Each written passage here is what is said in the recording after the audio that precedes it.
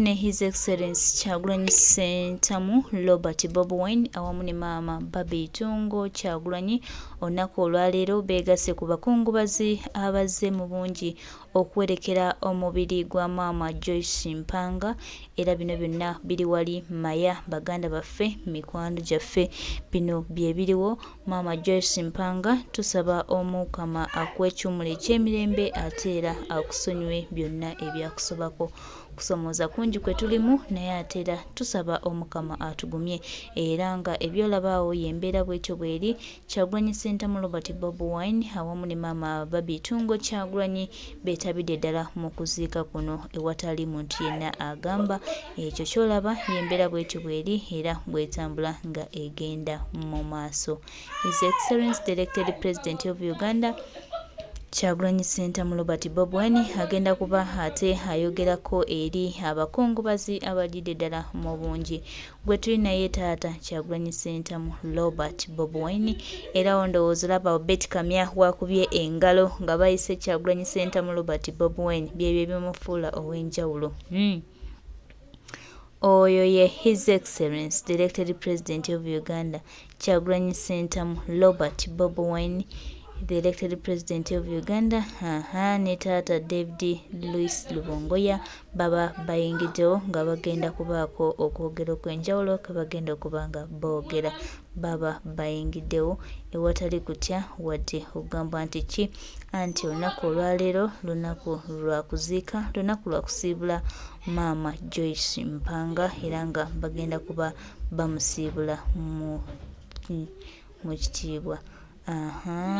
Oyo nno ye mwogezi omukulu agenda okubaawo nga Kyagulanyi Ssentamu agenda kuba awa speech kankuwe His Excellency Elected President of Uganda ate ebigambo abituwe.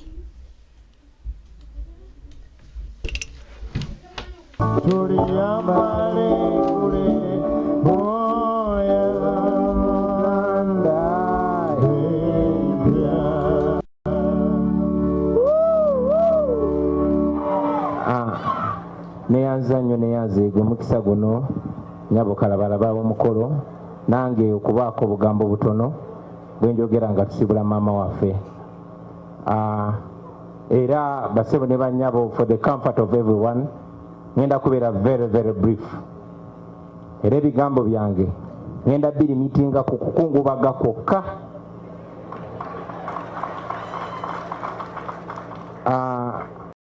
Mbadde mpuliriza okwogera kwa maama waffe Vice President wa Uganda yawumula mu kwogera kwe waliwo abagambye awo takubye nnyo kale nno nze ebigambo byange bigenda kubeera byakubagiza si kuba. Njagala okwebaza Mukama Katonda olw'obulamu bwa maama waffe Jocy Mpanga n'okumuwangaaza emyaka gino gyonna. Ku myaka gino tuba tetukungubaga wabula tuba twebaza Katonda olw'obulamu n'emirimu gy'omugenzi. Twebaza nnyo Katonda olw'obulamu bwa maama. Nze no saafuna mukisa kumumanya nnyo oba kubeera nnyo okumpi naye namumanya nnyo nga mpita mu baana be naddala ow'ekitiibwa Mpanga. Tulina eyo enjogera egamba nti omuntu tumulabira ku bibala bye era ebibala bya maama obiraba very clearly mu baana be. Yakuza abaana abali decent, abalina obwesimbu, abalina perfect integrity, abaagala Katonda, abaagala ensi yaabwe. Ekyo kyakuyiga nnyo. Maama oyo emirimu gye mingi nnyo naye tumujjukira nti abadde ayagala nnyo Katonda, abadde ayagala nnyo church, abadde ayagala nnyo kabaka we, abadde ayagala nnyo Buganda era abadde ayagala nnyo Uganda. Twamumanya from a distance. Nzijukira mukyala wange waliwo ekitabo kye yagula ekyawandiikibwa omugenzi kye bayita It's a Pity She's Not a Boy. Mukyala wange abadde amwagala nnyo era nga amugoberera nnyo era tubadde tunyumyawo nga ngamba naye kimulumye nnyo okuba nti yafuna mulimu mukisa kunyumyako naye bw'osoma ekitabo ekyo n'ebyafaayo bye bikulaga bw'alafubanye ennyo mu myaka gye egy'obulamu okulaba ng'atumbula obusobozi bw'omwana omuwala kuba ffe naddala wano mu Africa tugenda tutransforminga butransforminzi okulaba amaanyi n'omugaso gw'abaana abawala. Naye ekyokuyiga ekyo era nsaba ffenna abasobola ebitabo ebyo tubitambuze okumanya okwo okuleme koma ku mugenzi wabula kugende ne ku bantu baffe bonna naddala omugigi okugenda okuddako tusobole okukuza eggwanga eppya nga lina double advantage. Buli wobeera mu nsi ng'abasajja bokka be basitulwa ng'abakazi tebasitulwa, oba weerabidde nti ensi eno gye tutambuliramu gye tuwangaliramu eringa kinyonyi kirina ebiwawaatiro bibiri, ekiwawaatiro ekikyala n'ekiwawaatiro ekyami. Ekiwawaatiro ekimu bwe kiba kimenyese oba nga kimadde ekinyonyi kiba tekijja kubuuka bulungi. Oba oli awo yemu ku nsonga lwaki Uganda tetunaba gaininga full potential yaffe. Maama ono emyaka gy'awangadde yafuna omukisa n'akola mu bifo bingi nnyo eby'obuvunaanyizibwa. Nga bwe mumanyi bassebo ne bannyabo nti abantu b'omulembe guno naddala abakulembeze ab'omulembe guno buli afuna ekifo eky'amaanyi awo wajjukira olugero lw'Abaganda nti akuwa obwami aba akuwadde kulya. Naye mukyala Mpanga munanjulira nti emyaka gye gyonna gy'akoledde mu bifo eby'obuvunaanyizibwa erinnya lye teririiko yadde akatonyeze ka corruption.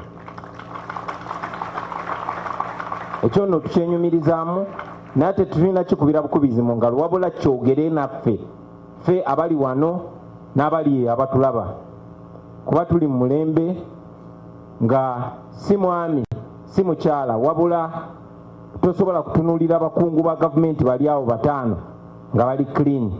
Bw'aba taliiko sikando yakubba kino abaako sikando yakubba mabaati, bw'aba taliiko sikando yakubba mabaati kozi nagamba ebigambo byange byakubagiza. Naye ekyo kituwe ekyokuyiga ku bulamu bwa maama nti kisoboka omuntu n'owangaala n'obeera successful n'okuza abaana naye nga n'abaana bo bajja kutambula ng'ensingo bagiralambaza nga bali confident nga tebagenda kuswala olw'ebyo bye wakola olw'obulamu bwe walivinga. Tulina abakulembeze nga oba oli awo n'abaana baabwe n'abantu baabwe eyo tayagala kwogera nti nze nva mu famire y'ono, naye nkakasa abava mu famire ya mukyala Mpanga bali proud of that name. Tukyebaza ekyo maama yakikola nakigiriza abaana be. Yayagala nnyo ennono kubanga tumanyi nti yabeera mu mawanga ag'ebweru okumala ebbanga n'abaana be, naye yasigala yagala kalica ye, n'abaana be n'abagaza kalica ye, n'abagaza olulimi lwabwe, n'abagaza obuwangwa bwabwe. Ekyo nno kyakusoomooza eri ffe abazadde ab'omulembe guno. Pozi n'ekisemberayo ddala maama ono yagendako mu buwaŋŋanguse olw'ebyo byali bigenda mu maaso mu Uganda, ng'era n'essaawa za leero wenjogerera bibiri mu kugenda mu maaso mu ggwanga. Muli abaana ba Buganda ne Uganda yonna abawambibwa ne babuzibwawo nga bwe kyali ku mulembe gwa Amin. Ebyo nno nsaba byogere naffe nga tuwerekera maama ono tumanye nti credibility n'obwesimbu bisigala naawe, ate ekyo ekyobugaga ky'oba investinze ku lulwo ne ku lw'abaana bo. Basebo ne bannyabo, ebigambo byange muzikirize mbikomyawo nga mbakubagiza aba famire yonna, mukulu waffe ow'ekitiibwa Mpanga ne baganda bo ne famire yonna, ekika ky'Enseenene, tubakubagiza olw'okuvibwako omuntu w'omuwendo. Tusaba obulamu bw'omugenzi Omukama abuumuze emirembe, naffe abakyaliwo atuwe ekyokulabirako tusobole okutambulira mu kkowe lirimu. Oba oli awo naffe bwe baliba batuwerekera baleme kuswala nga batuwogerako, obola boogere nga bali confident olw'engeri gye tunaaba tumazeemu obulamu bwaffe buno bw'oku nsi. Mwebale nnyo, mwebale ddala basebo ne bannyabo kumpeririza gye tusinze nnyo Ayi Ssaabasajja Kabaka.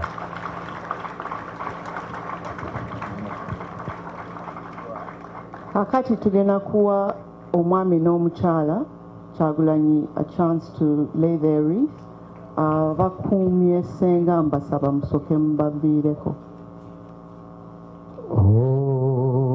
Kwagala kugomeke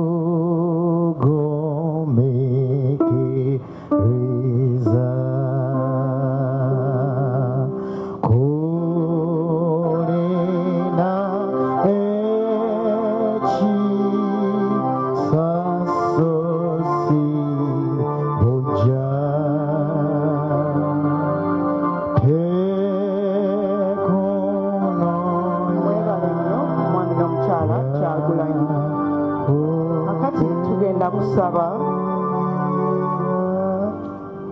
retired colonel Dr. Kizza Besigye naye ajja ayogereko gye tuli.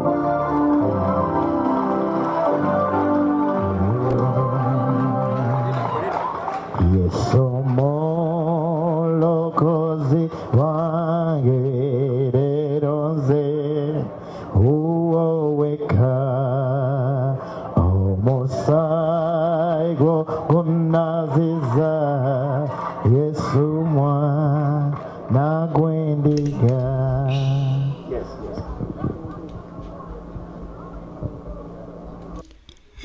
Ebigambo ebirungi ebyo bivudde wa taata His Excellency Kyagulanyi Ssentamu Robert Bobi Wine awamu ne maama Barbie Kyagulanyi era nga baziise mukwano gwabwe mukwano gw'abangi Jocy Mpanga eyatuvudde ku maaso gwe tugenda okuwaayo omukama olunaku olwaleero. Tusaba omwoyo gw'omugenzi omukama agulamuze kisa ate era amusonyiwe byonna ebyamusobako. Era ne twebaza omukama emirimu emirungi maama gy'amusobozesezza okukola, emirimu gy'ettendo gyonna mukama gy'amusobozesezza okukola. Ayi mukama tusiimye nnyo era tusaba ffenna naffe otuwa obugumu otuwa obuvumu tusobole okukola ku mirimu nga gino egikoleddwa. Taata Kyagulanyi Ssentamu Robert Bobi Wine nawe weebale kusitukiramu ate kubaawo nga tusiibula omubiri gwa maama Jocy Mpanga olunaku olwaleero n'okuba nga tumusiibudde mu kitiibwa. Tweyanziza nnyo mukama waffe, tojjanga okwo omutima omulungi n'emmeeme ennungi gy'olina eri abantu. Tusiimye nnyo mukama waffe, tusiimidde ddala olunaku olwaleero nga tusiibula maama Jocy Mpanga Kyagulanyi Ssentamu Robert Bobi Wine awamu ne maama Barbie Kyagulanyi basitukiddemu era babaddewo mu kuwerekera maama. Tusaba omwoyo gwa maama omukama agwe ekiwummulo eky'emirembe.